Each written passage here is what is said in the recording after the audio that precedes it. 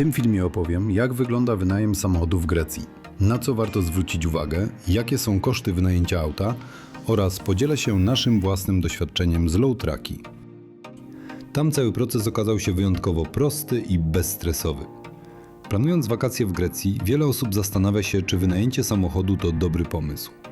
Jeśli jednak chcesz zobaczyć coś więcej niż tylko hotel i najbliższą plażę, bardzo szybko okazuje się, że auto daje zupełnie inne możliwości zwiedzania. Będąc na wakacjach z biurem podróży, bardzo często mamy proponowane różnego rodzaju wycieczki fakultatywne. Z jednej strony to wygodne rozwiązanie, z drugiej takie wycieczki potrafią być dość drogie, a program zwiedzania jest zazwyczaj bardzo napięty. Zwiedza się wtedy od punktu do punktu, w szybkim tempie, z narzuconymi godzinami zbiórek i ograniczonym czasem w każdym miejscu. Co więcej, często okazuje się, że w cenie wycieczki nie są uwzględnione bilety wstępu do atrakcji. Na miejscu i tak trzeba więc dodatkowo dopłacać. Wynajęcie samochodu zmienia ten sposób podróżowania diametralnie. To ty decydujesz, dokąd jedziesz, kiedy wyjeżdżasz i ile czasu spędzasz w danym miejscu. Jeśli jakieś miejsce ci się spodoba, możesz zostać tam dłużej, a jeśli gdzieś jest tłoczno, po prostu pojechać dalej albo przyjechać o innej porze. Nie musisz dostosowywać się do grupy, pilnować godzin zbiórek, ani martwić się, że autokar odjedzie bez ciebie. Samochód daje prawdziwą swobodę i pozwala zwiedzać Grecję we własnym tempie. Spokojnie, bez stresu. Najczęściej wynajem auta kojarzy się z rezerwacją przez internet, jeszcze przed wyjazdem. I faktycznie to bardzo popularne rozwiązanie.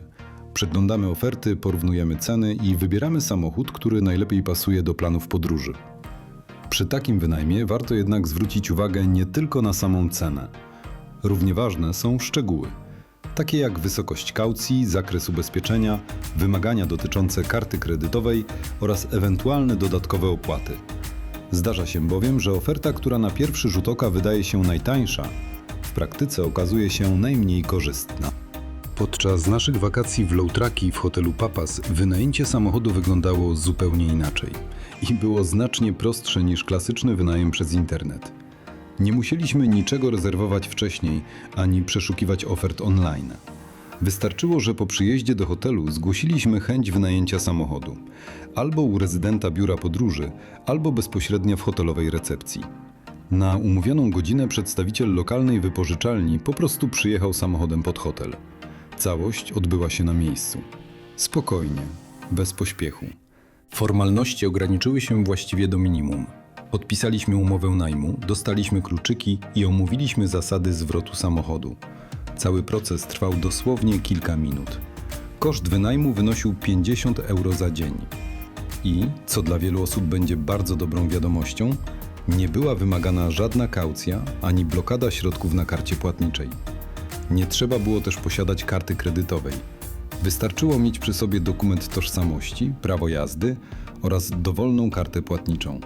Środki na niej nie były w żaden sposób blokowane. Równie prosto wyglądał zwrot samochodu. Ustaliliśmy wcześniej, że po zakończeniu wynajmu zostawimy auto na hotelowym parkingu z pełnym bakiem. Kluczyki wystarczyło oddać w recepcji hotelu, bez umawiania się na konkretną godzinę, bez dodatkowych spotkań, bez stresu. Wszystko odbyło się dokładnie tak, jak było ustalone. Dlatego bardzo dobrą praktyką po przylocie do Grecji jest zapytanie już na pierwszym spotkaniu z rezydentem biura podróży, czy istnieje możliwość pośredniczenia w wynajęciu samochodu. Wielu turystów obawia się samodzielnego wynajmu auta, głównie ze względu na barierę językową. Tymczasem rezydent albo hotelowa recepcja bardzo często pomagają w kontakcie z lokalną wypożyczalnią. Tłumaczą warunki umowy i załatwiają wszystko na miejscu. Czasem wystarczy jedno pytanie, żeby wynajem samochodu przestał być problemem, a stał się jednym z najlepszych elementów całych wakacji. Jeśli chodzi o samą jazdę, trzeba pamiętać, że styl jazdy w Grecji bywa dość dynamiczny, zwłaszcza w miastach. Warto uważać na skutery, motocykle i wąskie drogi, szczególnie w górskich rejonach. Z drugiej strony jazda samochodem daje ogromną frajdę i pozwala dotrzeć do miejsc, których nie zobaczylibyśmy, korzystając wyłącznie z wycieczek zorganizowanych.